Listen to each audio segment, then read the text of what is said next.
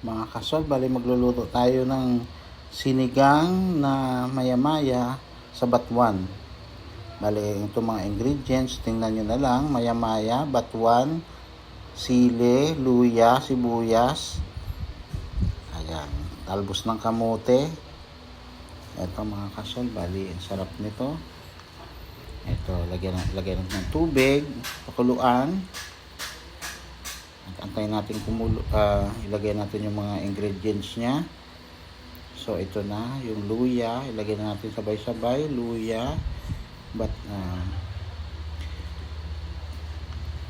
sibuyas,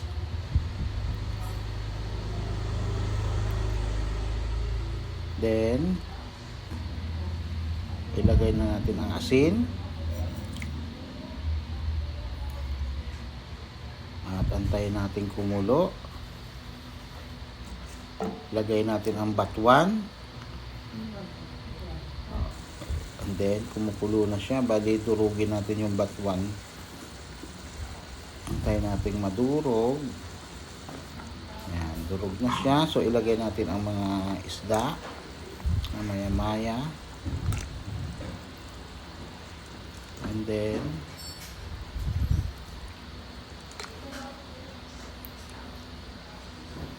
antayin natin kumulo uli.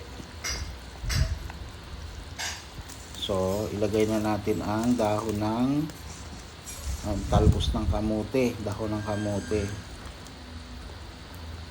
And then, ayan na. Kumukulo na siya. Ayan, lagay natin yung siling pula. So, mga kasol, tingnan nyo naman. Ang sarap.